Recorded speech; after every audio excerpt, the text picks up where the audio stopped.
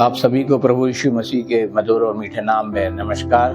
जय मसीह की, praise the Lord. प्रियो, आज मैं जिस विषय पे आपसे बातचीत करना चाहूँगा वो है साल्वेशन और रिडेम्पशन, उद्धार और छुटकारा। प्रियो, उद्धार का बाइबल धर्मशास्त्र में जो साल्वेशन के लिए जो उपयोग में लाया गया जो शब्द वास्तविक अर्थ है वो है छुटकारा, रिडेम्पशन, यानी शैतान के चंगुल से बचना। प्रियो, प्रत्येक विश्वासी का उद्धार का जो अनुभव है वो अलग अलग है। हर एक जन का उद्धार का अनुभव अलग होता है।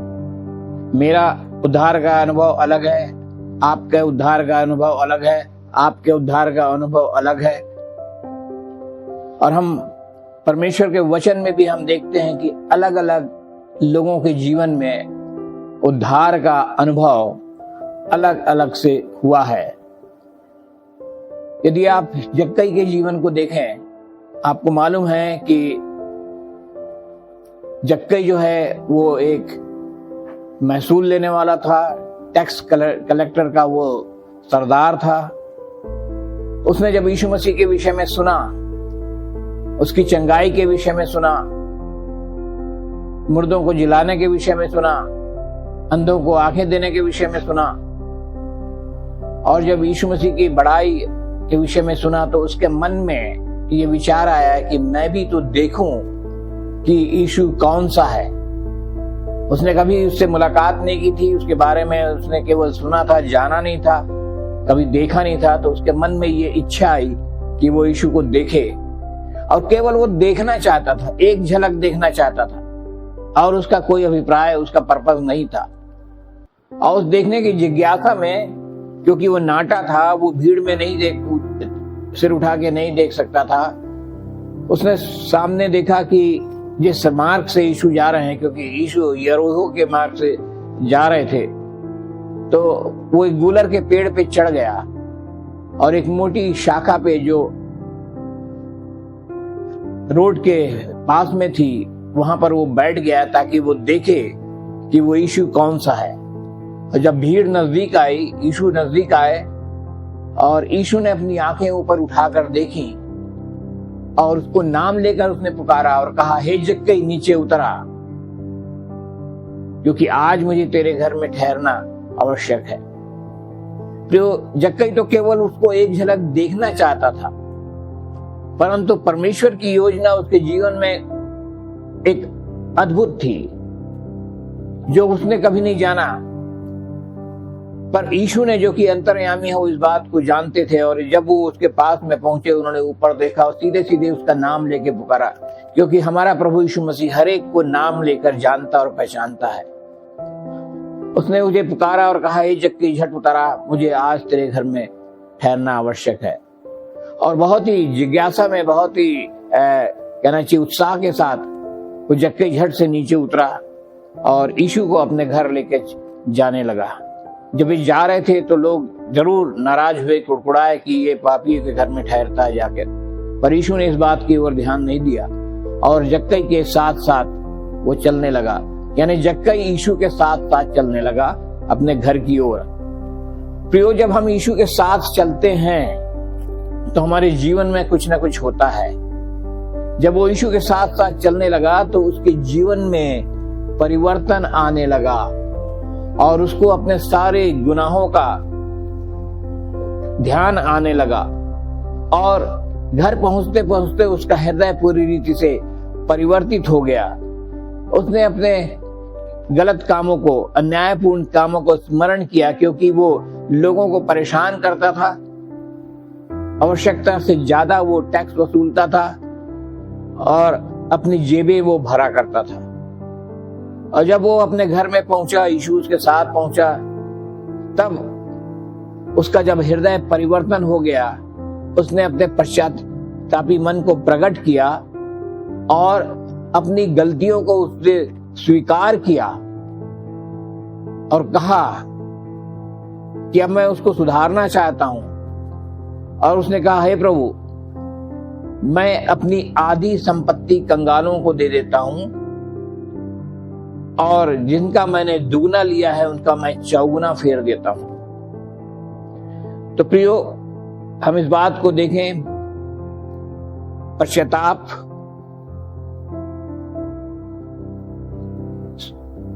स्वीकारोक्ति, गलती स्वीकार करना, अपराधों को स्वीकार करना और अपराधों को सुधारना, गलतियों को सुधारना, इन बातों को हम देखते हैं। और तब यीशु ने कहा कि आज इस घर में उद्धार आया है, क्योंकि मनुष्य का पुत्र पापियों का उद्धार करने, उनको बचाने आया है। तो इस प्रकार से उस जक्कई के जीवन में उद्धार का जो अनुभव है, एक अलग अनुभव था। हम पौलुस को यानी शाऊल को भी जानते हैं कि शाऊल जो है उन लोगों को सताता था जो यीशु मसीह पर विश्वास करते थे, यहां तक कि वो स्टीफन के वध में भी वो शामिल था। और महायाजकों से ये चिट्ठी लेकर वो दमिश्क में जा रहा था कि वहां पर जो लोग यीशु मसीह का नाम लेते हैं, यीशु मसीह का प्रचार करते हैं, उसको मानते हैं, ऐसे लोगों को पकड़कर वो दंड के लिए सौंपे। परंतु परमेश्वर की योजना अद्भुत होती है। वो दमिश्क के मार्ग में ही था तो प्रभु यीशु मसीह का दर्शन एक तरह से उसे मिला और उसके आंखों के सामने अंधेरा छा गया। वो ऑलमोस्ट अंधा हो गया और अपने रथ से गिर पड़ा।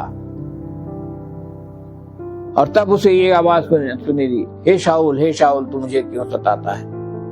और तब उसने कहा, हे प्रभु, तू कौन है? मैं यीशु हूं जिसे तू सताता है। और अब से यीशु के इच्छानुसार, परमेश्वर की इच्छानुसार से उसका जीवन परिवर्तित हुआ। और हनन्याह ने, जो एक परमेश्वर का भक्त था, उसे आज्ञा मिली और उसने आकर उसके सर पर हाथ रखे, उसके लिए प्रार्थना किए और उसके आंखों से छिलके से गिरे और वो देखने लगा। और उसने उठकर यीशु पर विश्वास किया, उसे अपना व्यक्तिगत उद्धारकर्ता करके ग्रहण किया, बपतिस्मा लिया और तब वो खाया पिया। तो ये पौलुस यानी शाऊल के जीवन का परिवर्तन था। जब उसके जीवन में उद्धार आया तो वो शाऊल से पौल बन गया। हम एक और उदाहरण देखते हैं उस रोमी दरोगा के जीवन में। हम जानते हैं, यदि हम इसको पढ़ेंगे तो प्रेरितों के काम उसके 16वें अध्याय में आप इस बात को देख सकते हैं। जब पौलुस और सिलास को बंदीगृह में डाल दिया गया था, विरोधियों ने उनको छलपूर्वक बंदीगृह में डलवा दिया, उनके पैरों में लकड़ी के कांटों से ठोक दिया गया और दूसरे दिन उसकी पेशी होने वाली थी। और रात्रि के समय अन्य कैदियों के साथ शाऊल और सिलास जो है भजन गा रहे हैं, परमेश्वर की स्तुति कर रहे हैं, महिमा कर रहे हैं और भजन गा रहे हैं। और रात में बड़ा भंडोल हुआ और सारे बंधन खुल गए, दरवाजे खुल गए। और जो दरोगा जो था बाहर बैठा हुआ था, ऊँग रहा था, वो जाग उठा और उसने सोचा कि ये कैसा हो गया है। और वो घबराहट में दिया लेकर अंदर जाना चाहा। वास्तव में अपने आप को वो मार डालना चाहता था, क्योंकि उसकी एक बड़ी जिम्मेदारी थी। उस जिम्मेदारी में वो खरा नहीं उतरा तो उसके ऊपर कार्यवाही होती। और तब पौलुस ने पुकार के कहा, अपने आप को हानि ना पहुंचा, हम सब यही हैं। और तब वो दिया बार कर कांपते हुए अंदर गया तो देखा कि सारे कैदी वहां बैठे हुए थे, पौलुस और सिलास भी बैठे हुए थे। और तब उसकी आंखें खुली और उसने कहा, हे साहिबो, उद्धार पाने के लिए मैं क्या करूं? और पौलुस ने उससे कहा, प्रभु यीशु मसीह पर विश्वास कर तो तू और तेरा घराना उद्धार पाएगा।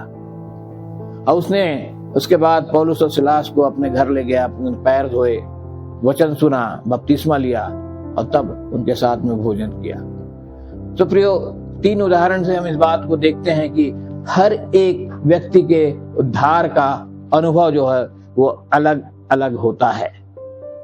हर एक के जीवन में उद्धार का अनुभव अलग अलग होता है। तो हम इस बात को समझें कि विश्वास करने वाले मनुष्यों का उद्धार जो है उनके जीवन में अलग अलग होता है। और पौलुस प्रेरित ने भी कुरिन्थ की मंडलियों को जब उसने पत्र लिखा तब उसने लिखा, क्योंकि क्रूस की कथा नाश होने वालों के लिए मूर्खता, पर हम उद्धार पाने के वालों के लिए परमेश्वर की सामर्थ है। पहला कुरिन्थियों उसके पहले अध्याय के 18वें पद में हम इस बात को पढ़ते हैं प्रियो। तो हम इस बात को समझें कि इस उद्धार शब्द से उस छुटकारे का संकेत हमको मिलता है जो प्रभु यीशु में उस पर विश्वास करने वालों को मिलता है। और परमेश्वर के वचन के अनुसार यह उद्धार जो है बहुत सारे छुटकारों का संकेत है, बहुत सारे छुटकारों का संकलन है। तो सबसे पहली बात हम देखेंगे उसमें पापों से छुटकारा, डिलीवरेंस फ्रॉम सिन। पापों से छुटकारा ये पहली बात है छुटकारे के लिए। और हम इस बात को जानते हैं प्रियो, जब यीशु मसीह का जन्म होने वाला था, कुंवारी मरियम की मंगनी यूसुफ के साथ हो गई थी। और जब यूसुफ को इस बात का पता चला कि मरियम जो है वो गर्भवती है, तो चूंकि इसलिए कि वो एक सभ्य लड़का था, समझदार जवान था, उसने चुपके से मरियम को त्याग देना चाहा और इसी उधेड़ बुन में वो सो गया। और स्वर्गदूत ने उसको दर्शन दिया और उससे कहा कि हे यूसुफ, दाऊद की संतान, तू अपनी पत्नी मरियम को अपने यहाँ ले आने से मत डर, क्योंकि जो कुछ उसके घर में है वो पवित्र आत्मा की ओर से है। वो पुत्र जनेगी और तू उसका नाम यीशु रखना, क्योंकि वो अपने लोगों का उनके पापों से उद्धार करेगा। ये उद्धार करने वाला यीशु, पापों को छुटकारा देने वाला यीशु, उसका जन्म होने को था। और हम इस बात को मत्ती उसके पहले अध्याय के 21वें पद में हम पढ़ते हैं प्रियो। और हम आगे भी इस बात को देखते हैं परमेश्वर के वचन से। हम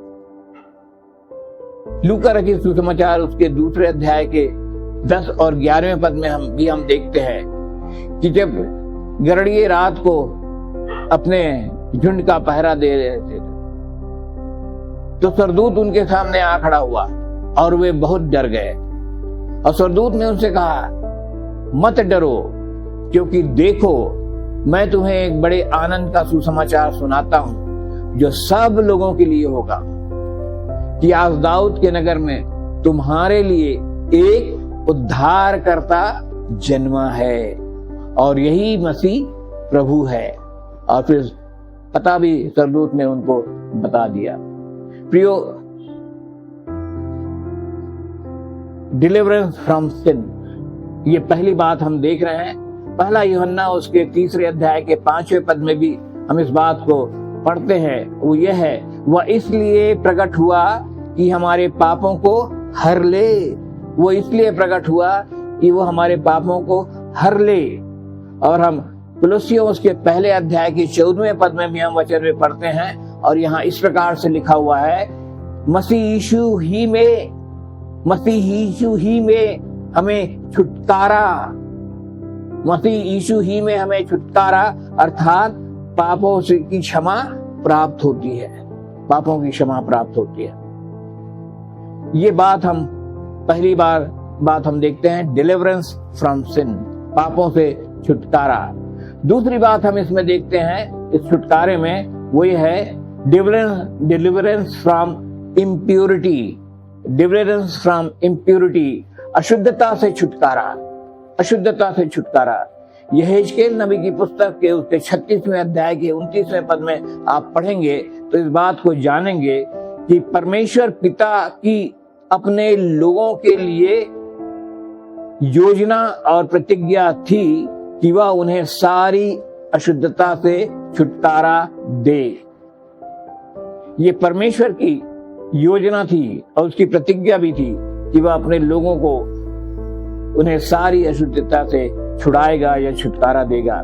इब्रानी उसके 13वें अध्याय के 12वें पद में भी हम इस बात को पढ़ते हैं प्रियो। इसी भविष्यवाणी को पूर्ण करने के लिए जो भविष्यवाणी यहेजकेल नबी ने की थी, इसी भविष्यवाणी को पूरी करने के लिए यीशु ने लोगों को अपने ही लोहू के द्वारा पवित्र करने के लिए, अर्थात उन्हें सारी अशुद्धता से छुड़ाने के लिए फाटक के बाहर गुलगथा में सूली पर कुर्बान हुआ। ये हम देखते हैं, ये उस पहाड़ी पर उसने दुख उठाया इस भविष्यवाणी को पूरी करने के लिए। और पहला कुरिन्थियों उसके 6वें अध्याय के 9वें से 11वें पद में भी हम उन सब अशुद्धताओं के विषय में पढ़ते हैं प्रियो, जो सूचीबद्ध है, लिखा हुआ है इस पहला कुरिन्थियों उसके 6वें अध्याय के 9 से 11 में, कि वो लिस्ट बनी हुई है अशुद्धताओं की, जिसमें हम पहले लिप्त थे, पहले फंसे हुए थे, परंतु अपने पापों से पश्चाताप और यीशु मसीह पर विश्वास करने के द्वारा से और उसके नाम से और परमेश्वर के आत्मा से धोए जाते और पवित्र ठहरते हैं। तो वो लिस्ट भी है जिसको हम पढ़ सकते हैं।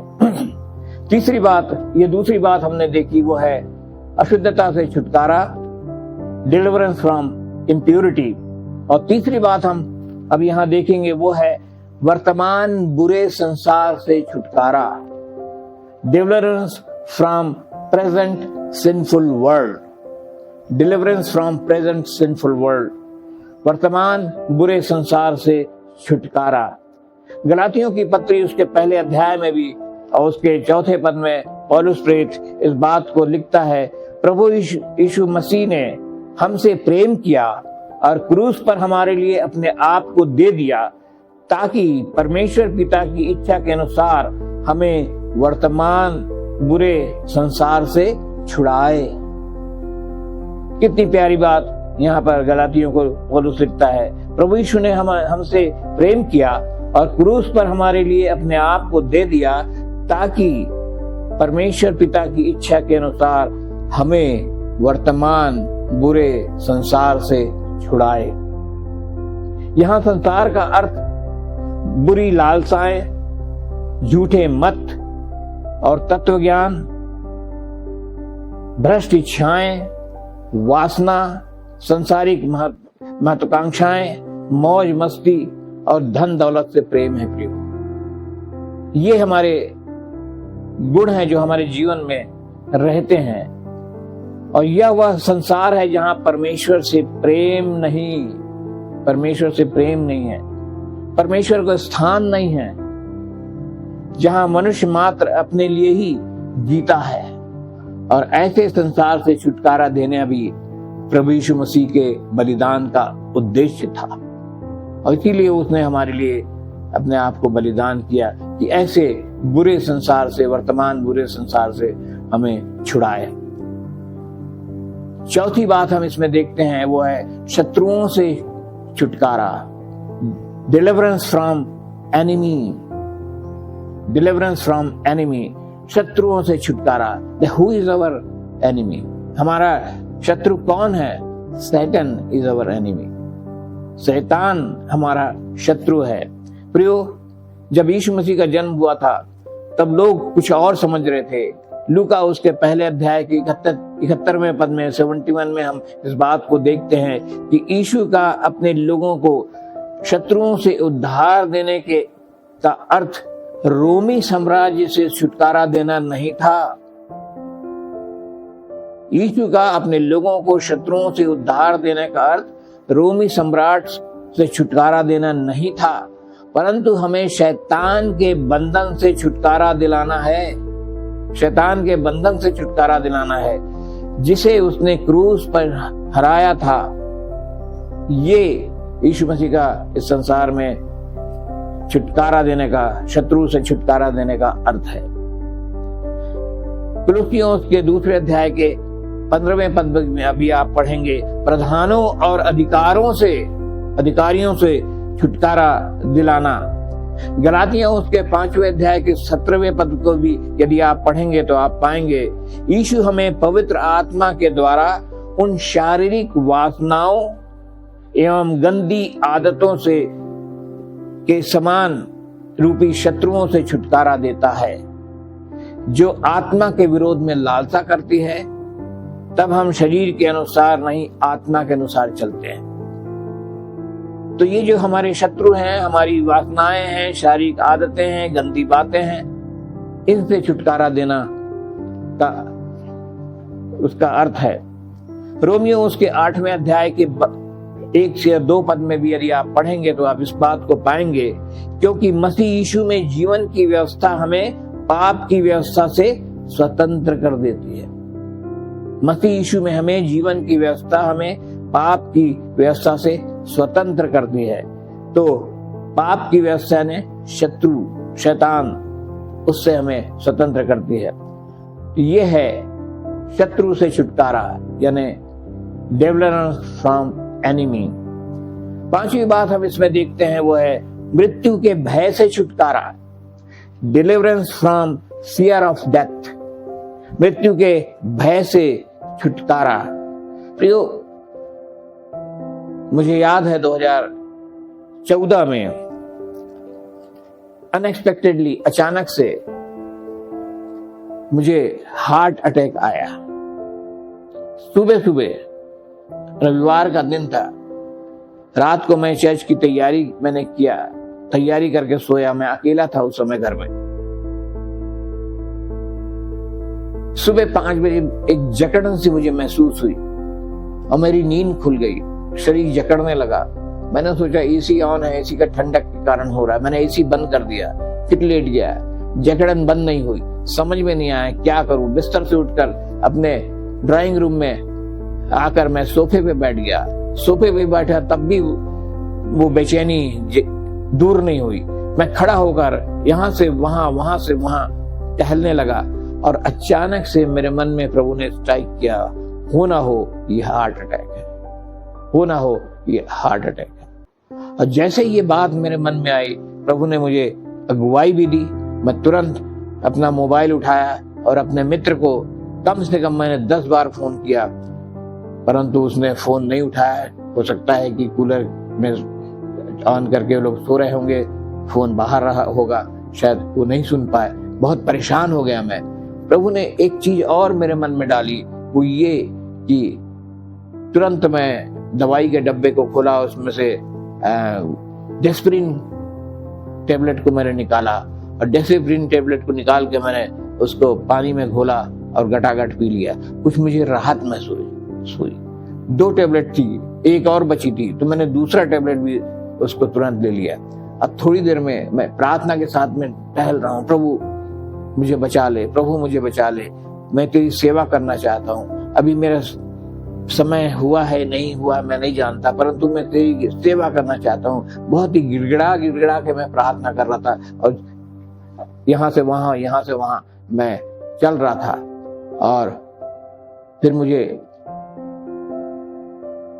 मोशन भी लगा, और मोशन जैसे लगा तो मुझे स्ट्राइक हुआ। कई लोगों को मैंने सुना था कि बाथरूम में उनकी डेथ हुई। फिर भी मैं प्रार्थना के साथ में बाथरूम में गया, वॉशरूम में गया और बाहर निकला। उसके बाद मैंने एक और फोन ढूंढा तो एक और फोन मेरे पहचान वाले का मिला, वो करीब करीब मेरी साली लगती है।